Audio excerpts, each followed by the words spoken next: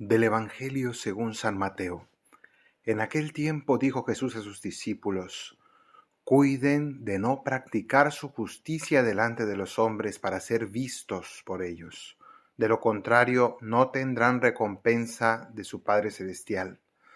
Por lo tanto, cuando tú hagas limosna, no vayas tocando la trompeta por delante como hacen los hipócritas en las sinagogas y por las calles, con el fin de ser honrados por los hombres. Les aseguro que ya recibieron su paga. Tú, en cambio, cuando hagas limosna, que no sepa tu mano izquierda lo que hace tu mano derecha.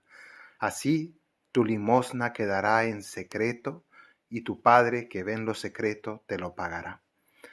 Cuando reces, no seas como los hipócritas, a quienes les gusta rezar de pie en las sinagogas y en las esquinas de las plazas, para que los vea la gente. Yo les aseguro que ya han recibido su paga. Cuando tú vayas a rezar, entra en tu cuarto, cierra la puerta y reza a tu Padre que está en lo escondido.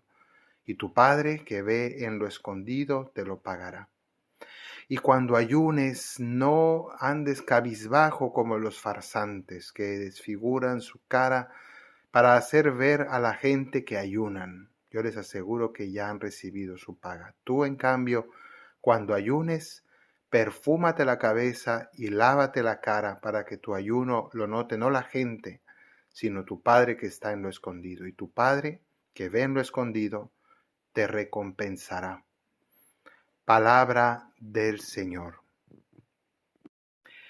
En el fragmento de ayer, que era el final del capítulo 5 de San Mateo, esa primera parte del Sermón de la Montaña, terminábamos escuchando una frase potente: sean perfectos como su Padre Celestial es perfecto.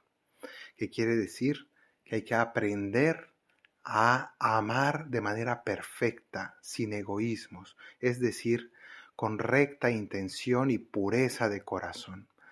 Y entonces hoy Jesús nos va a hablar de cómo amar realmente a Dios, no de manera exterior, no ante los demás, no con egoísmo, sino de manera pura y sincera, o como diría en el Evangelio de San Juan, en espíritu y en verdad.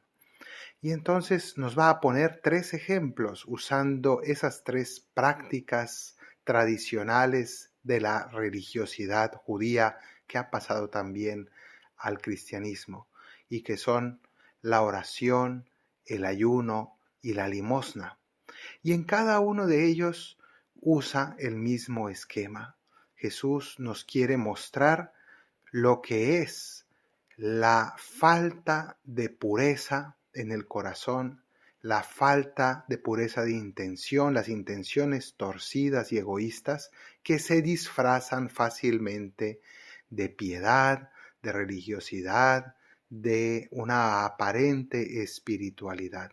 Los seres humanos, tristemente por el pecado original, somos muy hábiles para disfrazar nuestros egoísmos y hacernos o mostrarnos como si fuéramos buenas personas, mostrarnos ante los demás como personas profundamente espirituales cuando en realidad solo estamos buscando nuestros intereses ocultos.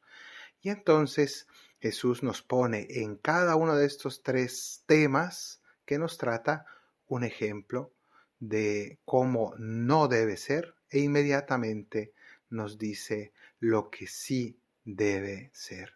Y comienza hablándonos acerca de la limosna y nos hace nos da una imagen bastante exagerada, pero muy interesante, incluso entretenida. Dice que cuando hagas limosna no vayas por ahí tocando la trompeta por delante. Obviamente nadie toca una trompeta al dar una limosna, pero es una manera literaria interesante que Jesús utiliza para decir: no lo vayas mostrando, pregonando, no lo estés contando, no lo hagas para que te admiren los demás, para que digan qué generoso eres. No, lo que das, dalo de corazón. Y por tanto, más bien ocúltalo. Y eso es lo que dice inmediatamente después. Tú, en cambio, cuando hagas limosnas, que no sepa tu mano derecha lo que hace tu izquierda. Esta es otra imagen, como si las manos fueran dos personas y una pues hace las cosas de manera que la otra que está al lado no se dé cuenta. Pues es un modo interesante que usa Jesús para decirnos: ocúltalo. La caridad debe ser oculta, no para que te la agradezcan, no para que te aplaudan, no para que te vean, no para brillar ante los hombres, sino solo hazlo por amor puro de Dios y del prójimo, y no de ti mismo, no de tu egoísmo, porque fácilmente puedes estar pues buscando tus intenciones torcidas, secretas, tu vanidad y en el fondo tu propio orgullo. Hoy en las redes sociales qué fácil es el ir publicando. Y cuando hablamos de limosna estamos hablando no solo de donaciones económicas, sino de toda ayuda, todo favor, todo acto de caridad, toda obra buena. Pues hay que pensar y analizar muy bien por qué conviene, si conviene o no publicarla y por qué. La mayoría de las veces conviene tenerlas en secreto.